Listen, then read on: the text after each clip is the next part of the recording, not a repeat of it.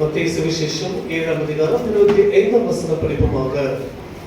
వాన కురిసెను వరదలు వచ్చెను గాలి విసిరి ఆ ఇంటి మీద కొట్టెను గాని దాని పునాది బండ మీద వేయబడిన కనుక వేయబడినందువలన అది పడలేదు. హల్లెలూయా. பெருமழை சுரிந்து பெருவெள்ளம் வந்து காற்று அடித்து அந்த வீட்டின் மேல் மோதியும் அது விழவில்லை. ஏனென்றால் அது கன்மலையின் மேல் அஸ்திபாரம் போடப்பட்டிருந்தது. அல்லேலூயா, அல்லேலூயா. 1 பேதுரு 4:12-13 వాక్యాలు. 1 Peter 4th chapter 12 and 13 verses. ಪ್ರಿಯರೇ, ಇದು ಪರಿಶೋಧನೆಗಾಗಿ ಆಶ್ಚರ್ಯಪಡಬೇಡಿರಿ, ವಿಪರೀತವಾದ ಸಂಗತಿ ಸಂಭವಿಸಿತೆಂದು ಯೋಚಿಸಬೇಡಿರಿ. ಆದರೆ ನೀವು ಎಷ್ಟರ ಮಟ್ಟಿಗೂ ಕ್ರಿಸ್ತನ ಬಾಧೆಗಳಲ್ಲಿ ಪಾಲುಗಾರರಾಗಿದ್ದೀರೋ ಅಷ್ಟರ ಮಟ್ಟಿಗೆ ಸಂತೋಷವುಳ್ಳವರಾಗಿರ್ರಿ. ಎಷ್ಟರ ಮಟ್ಟಿಗೆ ನಾವು ಕ್ರಿಸ್ತನ ಬಾಧೆಗಳಲ್ಲಿ ಪಾಲುಗಾರರಾಗಿದ್ದೇವೋ ಅಷ್ಟರ ಮಟ್ಟಿಗೆ ದೇವರ ಸನ್ನಿಧಾನದಲ್ಲಿ ನಾವು ಸಂತೋಷವುಳ್ಳವರಾಗಿರುತ್ತೇವೆ. ವಾಕ್ಯ ಬೇಡ. ప్రియమైనటువంటి దేవుని యొక్క జనమా, మనం గడిచి వచ్చినటువంటి కాలాన్ని మనం అనుకోనగా ఎన్నో శోధనలు, ఎన్నో బాధలు, ఎన్నో పోరాటాలు మన యొక్క జీవితంని నిండి ఉండే. ఎన్నో కష్టాల మధ్య, వ్యాధుల మధ్య అనేక విధమైనటువంటి పోరాటాలు మన జీవితాన్ని తాకే. మన యొక్క జీవితము ఎన్ని ఘోరమైనటువంటి ఒక శోధనకు లోనైనను ఈ జీవితము పడిపోకుండా దేవుని యొక్క కృప మనల్ని కాపాడే. మన ఆత్మీయమైనటువంటి యొక్క గృహము యొక్క ఇల్లు పడిపోకుండా అది నిలబడటకు కారణమేమనగా దాని యొక్క పునాది బండ మీద వేయబడి ఉండే. బండ మీద స్థిరముగా ఉన్నందువల్ల వాన కురిసే, వరదలు వచ్చే, గాలులు వీసే ఆయనను దాని యొక్క పునాది బండ మీద ఉన్నందువల్ల అది పడిపోలేదు, స్థిరముగా నిలబడే. பெருமழை சொரிந்தது, பெரும் வெள்ளம் வந்தது, காற்றடித்தது, அப்பொழுது அந்த வீடு வேடிலே இருந்தால் அது அஸ்திபாரம் போடப்பட்டிருக்கிறது. మన యొక్క బండ క్రీస్తే, நம்முடைய கண்மலை இயேசுவாயிருக்கிறார். మన యొక్క దేవుని మీద మనం పునాది వేసినందువల్ల கற்பனைக்கு நம்முடைய இயேசுவின் மீது நம்முடைய அஸ்திபாரம் போடப்பட்டபடியினாலே ఈ శోధనలు వచ్చినా మన యొక్క ఇల్లైనది పడిపోకుండా ఆ యొక్క బండ స్థిరంగా ఉన్నందువల్ల మన యొక్క బండ క్రీస్తుమే, మన క్రీస్తు యొక్క మీద మన యొక్క జీవితం కట్టబడినందువల్ల మన యొక్క జీవితమునకి ఏ అపాయము కలగలేదు. ஜீவனுக்கு வீடானது கிறிஸ்துவிலே அஸ்திபாரம் போடப்பட்டிருக்கிறது. ஆகியதால் அதன் மீது எத்தனை விதமான மழைகள், புயல் காற்றுகள், வெள்ளங்கள் வந்தாலும் அது விழவில்லை. క్రీస్తు అనేటువంటి బండ మీద మన యొక్క పునాది వేసి మన యొక్క ఇల్లు కట్టినప్పటికీ కూడా అనేక శోధనలు ఆ యొక్క ఇంటికి విరోధముగా వస్తుంది. கிறிஸ்து என்கிற அஸ்திபார கல்லின் மேல வீடு கட்டப்பட்டதுல போதும் நமக்கு பல விதமான சோதனைகள் வந்து கொண்டு தான் இருக்கு. నానా విధములైనటువంటి శోధనలు అనగా பல விதமான சோதனைகள் என்று சொல்லும்போது వర్షములాంటి శోధనలు, பெரிய பெருవెల్లం போன்ற சோதனைகள், వరదలు కొట్టుకొని పోయినటువంటి వరదలు లాంటి శోధనలు, பெருமழைகள், வெள்ளங்கள் போன்ற சோதனைகள், గాలులు, భయంకరమైనటువంటి గాలులు, காற்றுகள், ఈ యొక్క ఇల్లు ఆత్మీయమైనటువంటి ఇంటికి విరోధముగా అది వీసినను, ఆవికుని వీటికి విరోధముగా అది వీసినాలో మన యొక్క బండ క్రీస్తు మీద మన యొక్క ఇల్లు కట్టబడి ఉన్నది కనుక நம்முடைய வீடானது கிறிஸ்து மீது கட்டப்பட்டிருக்கிறது. ఈ శోధనలన్నీ మనకు అనుమతించినప్పటికీ కూడా சோதனைகளுக்கு అనుమతించాலும் கூட మనం పడిపోకుండా మనం ఉన్నాము. వీழ்ந்து போகாமல் இருக்கிறோம். ఎన్ని శోధనలు వచ్చినా మనం పడిపోకుండా ఉండాలంటే మొదటగా మన యొక్క జీవితంలో మనం తగ్గించుకోవాలి. ఇతర సోదరి వదలను వీழ்ந்து తగ్గించుకొని మనల్ని శుద్ధీకరించుకొని మనల్ని తగ్గించుకొని దేవునికి మనం మొరపెట్టినప్పుడు ఆయన మన శ్రమలన్నిటిలో నుండి మనల్ని విడిపించి, எல்லா పాడుகளிலும் మన కష్టాలన్నిటిలో నుండి ఆయన మనల్ని విడిపించి எல்லா కష్టంలో ఆయన రక్షించుదురు. అదే కీర్తన 34వ అధ్యాయం 6వ వాక్యాన్ని చదవండి. సంగీతం 34వ అధ్యాయం 6వ వచనం படியுங்கள். இந்த ஏழை கூப்பிட்டான், கர்த்தர் கேட்டு அவன் இடுக்கண்களுக்கெல்லாம் நீங்களாக்கி ரட்சித்தார். ఈ వాక్యం నాకు చాలా ఇష్టము. తెలుగులో చదవండి. ఈ దీనుడు మొరపెట్టగా యెహోవా ఎంత మాత్రపోళ్ళు మనము, ఈ దీనులు మనం ఎంత మాత్రపోళ్ళు, అఖిలాండ బ్రహ్మాండ సమస్తముని సృష్టించినటువంటి సృష్టికర్తకి ఈ దీనులు ఈ భూమి మీద మొరపెట్ట మొరపెట్టగా మన యొక్క మొరని ఆయన ఆలకిస్తూ ఉన్నాడంట. ఎంత గొప్ప దేవుడు! ఇక్కడ ఉండే మనము మన మొరను ఆలకించాలని మోదీని పిలుచుకున్న మన మొరని వినగలడా? లేదా సిద్ధరామయ్యను పిలిస్తే కూడా మన మొరని వినగలడా?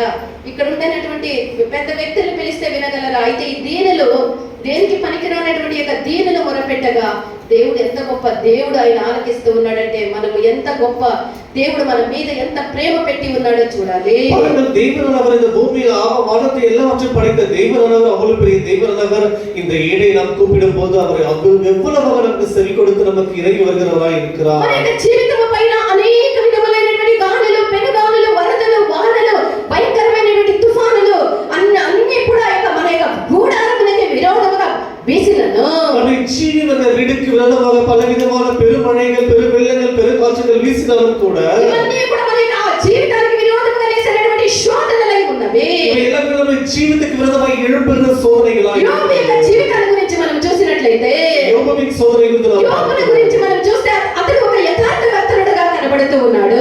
యోబుని பார்க்கும்போது அவன் கர்த்தருடைய பார்வையில் உத்தமனாய் இருக்கிறார். దేవునికి భయపడినటువంటి ఒక మనిషి, కర్తருக்கு భయపడే మనిషిగా పరిశుద్ధ జీవితాన్ని కాపాడుకోవాలన్నటువంటి ఒక భయం కలిగినటువంటి ఒక మనిషిగా యోబు కనబడుతూ ఉన్నాడు.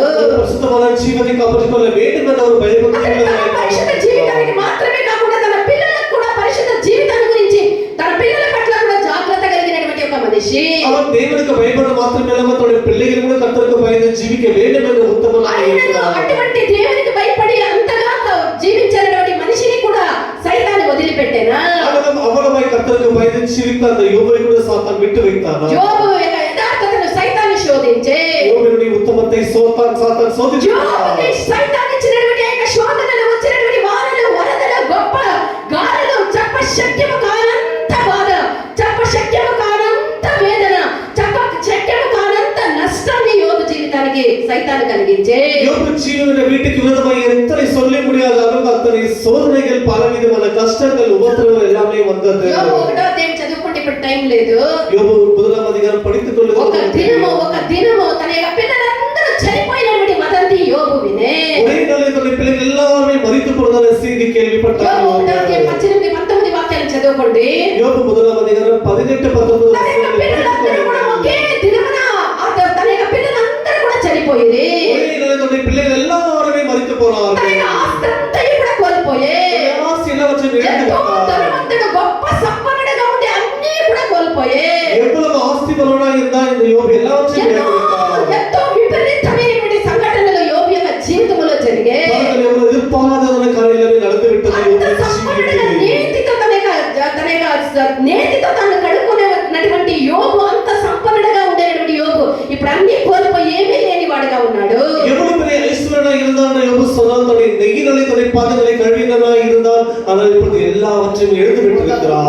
ఒక గొర్రె పిల్ల, ఒక గొర్రె పిల్లకు పోయినాం. ఒక కోడి పిల్ల కనబడకపోతే దేవుని కండ్లు లేదు, కాళ్ళు లేదు, దేవుడు ఉంటే ఎందుకు కాపాడకూడదు, ఎత్తుకొని పోయిన వాళ్ళు ఎగిరి పడాలి, దుమికి పడాలి, ఎన్ని మాటలు మాట్లాడుతూ ఉంటాం. మన యొక్క నాలుకకి దానికి ఏదైనా అడ్డుందా? అన్ని మాటలు మాట్లాడతాం. యోబు ఏమనాలి? అన్ని కోల్పోయి అంత భయభక్తి కలిగిన వాడు, అంత దేవునికి యథార్థవర్తనుడు, దేవుని పట్ల అంత పరిశుద్ధ జీవితాన్ని గురించి జాగ్రత్త కలిగిన వాడు, దేవునికి నమ్మకస్తుడు, దేవుని యొక్క మార్గంలో యథార్థముగా నడిచిన వాడు, కుడికే కానీ ఎడమకే కానీ తన యొక్క జీవితాన్ని చెరుపుకోకుండా తన పిల్లల విషయంలో కూడా ఒకవేళ తెలియకుండా పాపము చేస్తారేమో వాళ్ళ గురించి కూడా జాగ్రత్తగా ఉండే మనిషి యొక్క జీవితంలో అన్ని నష్టాలు, అన్ని కష్టాలు వచ్చినప్పుడు యోబు ఏం చేస్తూ ఉన్నాడు?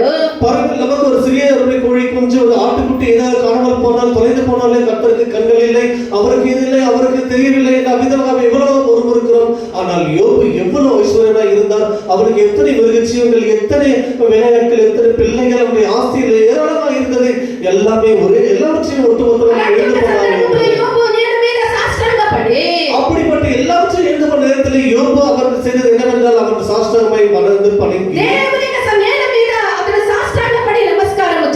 அவர் கர்த்தருக்கு முன்பாக சாஷ்டாங்கமாய் வணங்கி பணிந்து ಏನು ಇಲ್ಲದವನಾಗಿ ತಾಯಿಯ ಗರ್ಭದಿಂದ ಬಂದೆನು. ನಾನು ತಾಯಿಯ ಗರ್ಭದಿಂದ ಏನು ಇಲ್ಲದವನಾಗಿ ಬಂದೆನು. ಏನು ಇಲ್ಲದವನಾಗಿಯೇ ಗತಿಸಿ ಹೋಗುವೆನು. ಏನು ಇಲ್ಲದವನಾಗಿ ಈ ಲೋಕದಿಂದ ನಾನು ಗತಿಸಿ ಹೋಗುತ್ತೇನೆ. ಯೆಹೋವನೇ ಕೊಟ್ಟನು. ಯೆಹೋವನೇ ಕೊಟ್ಟನು. ಯೆಹೋವನೇ ತೆಗೆದುಕೊಂಡನು. ಯೆಹೋವನ ನಾಮಕ್ಕೆ ಸ್ತೋತ್ರವಾಗಲಿ. ಈ ರೀತಿಯಾಗಿ ಹೇಳಲು ಸಾಧ್ಯವೇ? ಸಾಷ್ಟಾಂಗ ನೆಲದ ಮೇಲೆ ಬಿದ್ದು ನಾನು ತಾಯಿಯ ಗರ್ಭದಿಂದ ಏನು ಇಲ್ಲದವನಾಗಿ ಬರಿಯದಾಗಿ ಬಂದೆನು. ನಾನು ಹೋಗುವಾಗ ಅದೇ ರೀತಿ ಹೋಗುತ್ತೇನೆ. ನನಗೆ ಇದ್ದದ್ದೆಲ್ಲವನ್ನು ದೇವರೇ ಕೊಟ್ಟಿದ್ದು, ಅದು ತೆಗೆದುಕೊಂಡದ್ದು ದೇವರೇ. ದೇವರಿಗೆ ಸ್ತೋತ್ರ ಎಂದು ಹೇಳಲು ಸಾಧ್ಯವಾ? பாருங்கள், யோபு எல்லாவற்றையும் இழந்து போன போது அவன் தரையிலே சாஷ்டாங்கமாய் விழுந்து வணங்கி, நான் தாய் வயிற்றிலே வரும்போது நிர்வாணியை வந்தேன், நிர்வாணியை இதை கொண்டு போவதில்லை, கர்த்தர் கொடுத்தார், கர்த்தர் எடுத்தார் என்று அப்படிப்பட்ட அறிக்கை பண்ணுகிறார். యెహోవా తీసుకొనెను, యెహోవా నామమునకు స్తోత్రం కలుగును గాక అని చెప్పే கர்த்தர் கொடுத்தார், கர்த்தர் எடுத்தார், அவருக்கே స్తోత్రం என்று சொல்லி ఈ సంగతులు ఈ విషయములో ఏ విషయములో యోబు తన నోటితో పాపము చేయలేదు. తనకి వந்த సోదర எல்லா సోదరులను కూడా తన వాయి దేవుడు తనకు అన్యాయం చేశారని దేవుని చెప్పలేదు. கர்த்தருக்கு அநியாயம் செய்து விட்டார் என்று கூட சொல்லவில்லை. లేదా ఇక ఎందుకు నేను దేవుని పాటించేది అని యథార్థతని అతను కోల్పోలేదు. இந்த விதத்தில் கர்த்தரை பின்பற்ற வேண்டும் என்ற கூட உத்தமத்தை விட்டு விலகவில்லை. ఇంటిని స్థిరమైనటువంటి బండ అనే పునాది మీద కట్టుకొని ఉంటే தன்னுடைய ஜீவன வீட்டை ஒரு ஸ்திரமான ஒரு அஸ்திபாரம் போட்டு கட்டி శోధనలు అతనికి వీసినను అతనికి ఇల్లు కదల్చబడలేదు. అతని సోదరులు వந்தாலும் அவனுடைய ஜீவன வீடு మధ్య యోబు యొక్క ఒప్పుకోలేము తెలుసా? இதன் மத்தியிலே யோபுனுடைய அறிக்கை என்ன தெரியுமா? 13వ అధ్యాయం 15వ వాక్యాన్ని చదవండి. యోబు 13వ అధ్యాయం 15వ వచనం படியுங்கள். ఆహా ఆతను నన్ను కొల్లువను, ఆతను నన్ను కొల్లువను, ಅದಕ್ಕಾಗಿ ನಾನು ಕಾದಿರುತ್ತೇನೆ. ಆದರೂ ನನ್ನ ನಡತೆಯ ಒಳ್ಳೆಯತನವನ್ನು, ಆದರೂ ಆತನು ನನ್ನ ಕೊಂದರು, ನನ್ನ ನಡತೆಯ ಒಳ್ಳೆಯತನವನ್ನು ಆತನ ಮುಂದೆ ಸ್ಥಾಪಿಸುವೆನು, ನಾನು ನಿನ್ನ ಮುಂದೆ ಸ್ಥಾಪಿಸುವೆನು. ఇదిగో ఆయన నన్ను చంపినను, ఆయన నన్ను చంపినను, నేను ఆయన కొరకు కనిపెట్టుచున్నాను. ఆయన చంపేసినప్పుడు ఆయన కొరకే నేను కాసుకొని ఉంటాను, కనిపెట్టుకొని ఉంటాను. ఇదే యోబు యొక్క ఒప్పుకోలు. తమిళ్ல அவர் என்னை கொன்று போட்டார், அவர் என்னை கொன்று போட்டாலும் அவர் மேல் நம்பிக்கையாய் அவர் மேலேயே நான் நம்பிக்கையா இருப்பேன். அவர் என்னை கொன்று போட்டாலும், என்னை ஒன்றுமே இல்லாமல் ஆக்கி போட்டாலும் கூட நான் அவர் மேலேயே நம்பிக்கையா இருப்பேன். ఆయన నన్ను చంపినను, ఆయన మీద నేను నమ్మకముగా ఉంటాను. அவர் என்னை கொன்று போட்டாலும் அவர் மீது நம்பிக்கையாக இருப்பேன் என்று ఇదే சொன்னார். యోబు యొక్క ఒప్పుకోలై ఉంది. இதுதான் யோபுனுடைய அறிக்கையாக இருந்தது. దుఃఖము కలిగించేటటువంటి సంభవాలు అతని యొక్క నమ్మకమును, అతని యొక్క విశ్వాసమును, అతని యొక్క యథార్థతని నశింప చేయలేదు. அவருக்கு ஏராளமான துக்கத்தை உண்டாக்குகிற காரியங்களை எத்தனை சம்பவித்தாலும் தேவன் மீது வைத்திருக்கிற விசுவாசத்தை நம்பிக்கையை அவன் இழந்து விடவில்லை, అతని యథార్థతని కోల్పోలేదు. அவன் உத்தமத்தை விடவில்லை. దేవుని యొక్క జనమా, అదే విధముగా మనము కూడా అదే విధంగా అనేక శోధనలు, అనేక బాధల మధ్య మనం వెళ్ళవచ్చు. పల విధమైన శోధన ఉపద్రవத்தின் வழி நாம் கூட போகலாம். మనం ధైర్యం వహించాలి.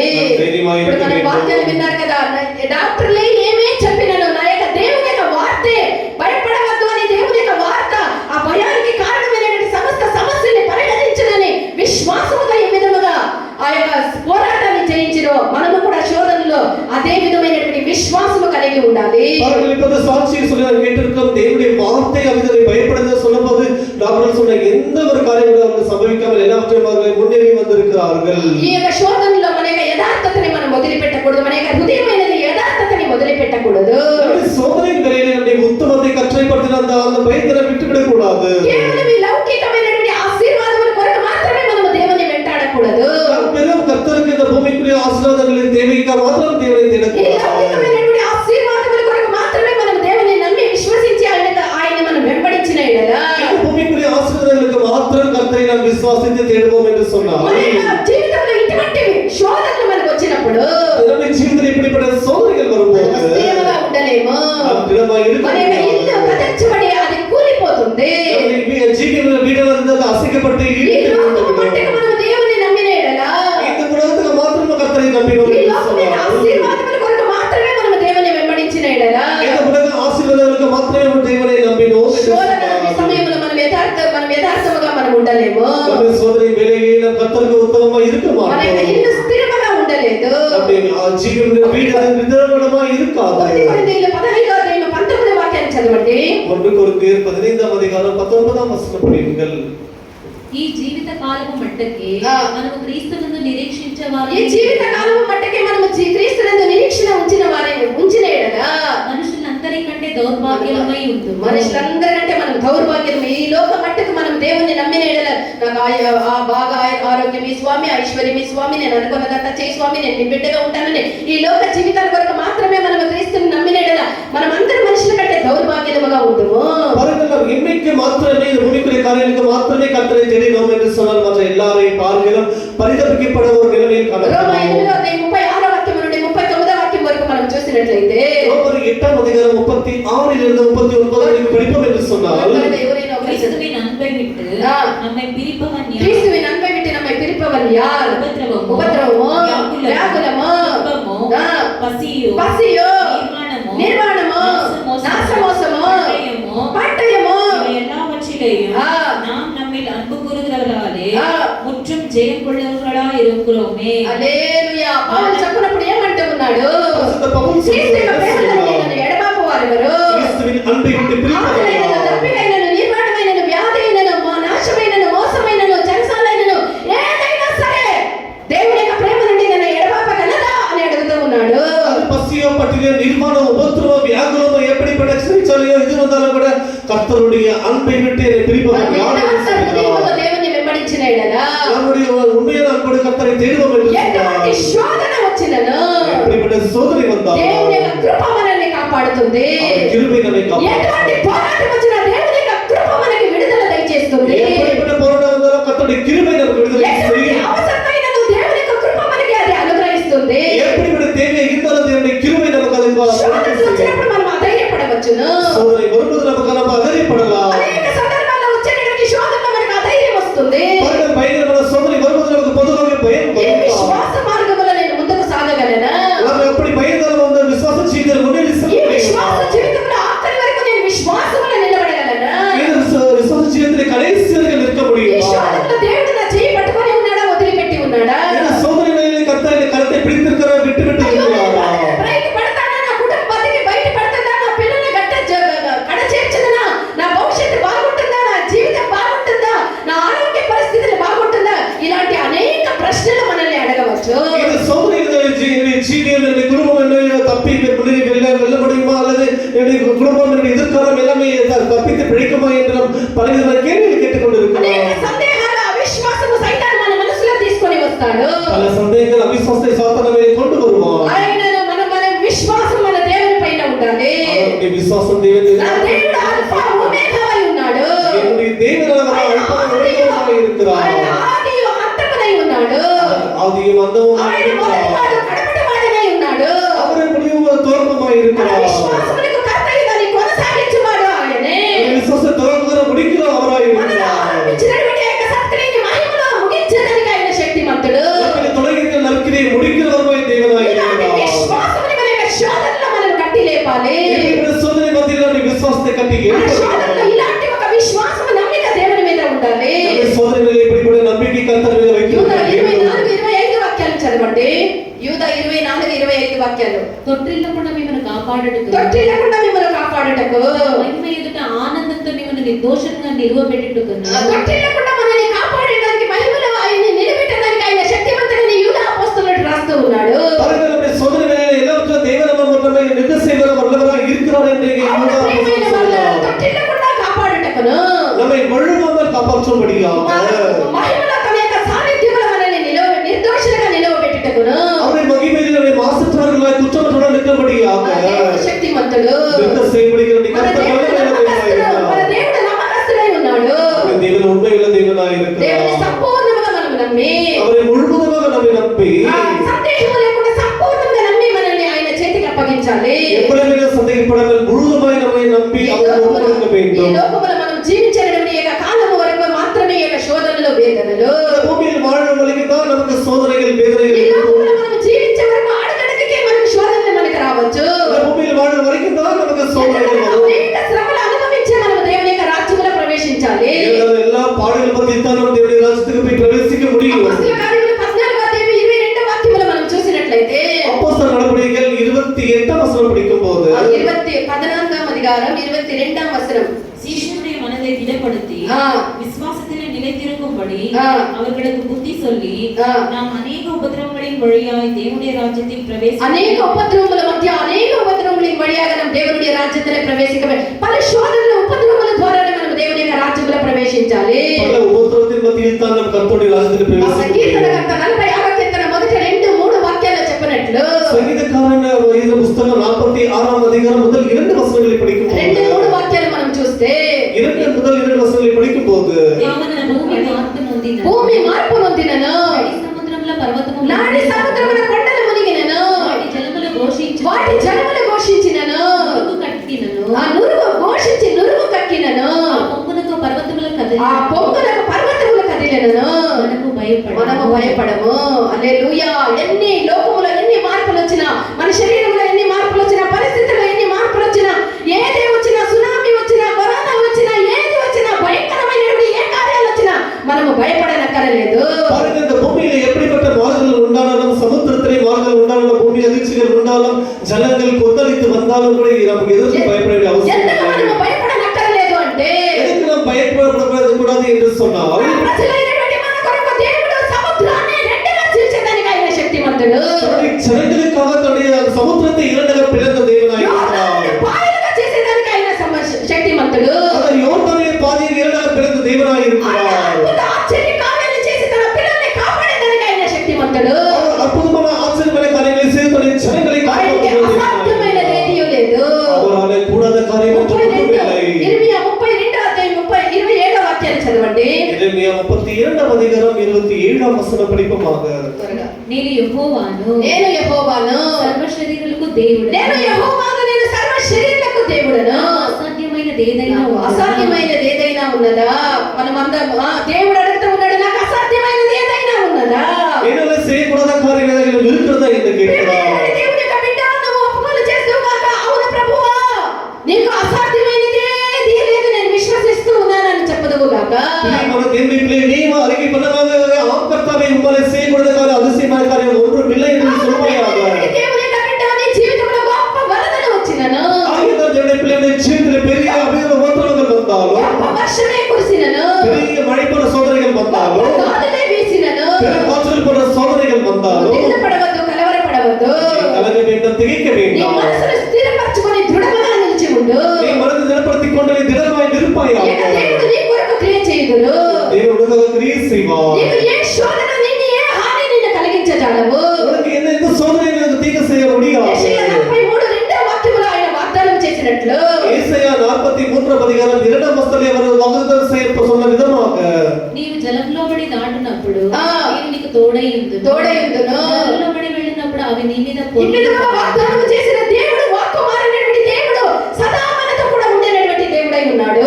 எவ்விதமாக வாக்குத்தத்தம் பண்ணின தேவன், வாக்கு மாறாத தேவன் சதாகாலம் நம்ம கூடவே இருக்கிறார். కావున భీకరుల యొక్క ఊపిరి గోడకు తగిలినటువంటి గాలి వానవలే ఉండగా, భీకరుల యొక్క ఊపిరి గోడకు తగిలినటువంటి గాలి వానవలే ఉండగా, அவர்கள் அப்படி பயந்துடைய ஆத்மாவுக்கு அந்த சோதனை மேலே விழுந்து நொறுங்கினாலும் கூட, వీధులకు శరణ్యముగా ఉంటివి. அவர் ஏழை எளியவர்களுக்கு அவர் பாதுகாப்பாக இருக்கிறார். గాలి వాన తగలకుండా ఆశ్రయముగా, వెట్ట తగలకుండా నీడగా ఉంటివి. அவர்கள் அவர்களுக்கு எந்த ஒரு காற்று மழை அடையாதபடிக்கு தேவன் அவர்களுக்கு அடைக்கலமாக இருந்திருக்கிறார். యెషయా 25వ అధ్యాయం 4వ వాక్యాన్ని చదవండి. ஏசாயா 25వ அதிகாரம் 4వ వచనం படியுங்கள். కాబట్టి బలిష్ఠులైన జనులు ఆ. నిన్ను గణపరచెదరు, ఆ. భీకర జనముల పట్టణస్థులు నీకు பயப்படுதுரு. அல்லேலூயா. கொடியமானவர்களின் சீரல் ஆ. அதிலே மோதி அடிக்கிற பெருவெள்ளத்தை போல் இருக்கையில் இருக்கையில் நீ ஏழைக்கு பலனும் ఆ நெருக்கப்படுகிற எளியவனுக்கு திடனும் భీకరు లేక ఊపిరి గోడకు తగిలినటువంటి గాలి వానవలే ఉండగా, నువ్వు బీదలకు శరణ్యముగాను, గాలి వాన తగలకుండా ఆశ్రయముగాను, వెట్ట తగలకుండా నీడగాను ఉన్నావు. குடும்பங்களின் சீரல் மதிலிப்பு மோதி அடிக்கிற பெருவெள்ளத்தை போல் இருக்கையில் நீர் ஏழைக்கு பலனும் நெருக்கப்படுகிற எளியவனுக்கு திடனும் பெருவெள்ளத்துக்கு தப்பும் அடைக்கலமா ఇంత గొప్ప இருந்திருக்கிறீர்கள். దేవుడు మనకున్నాడు. இவ்வளவு பெரிய కావున మనం ఏమని ఒప్పుకోలు చేయాలి? அங்கே நாம் என்ன அறிக்கை பண்ண வேண்டும்? పరమగీతములు 8వ అధ్యాయం 7వ వాక్యములో ఉన్నట్టుగా உன்னத பாட்டில் 8వ அதிகாரம் 7వ வசனத்திலே சொல்லப்பட்ட మన விதமாக ఒప్పుకోలు అదై ఉండాలి. நம்முடைய அறிக்கை அப்படியா இருக்க வேண்டும்.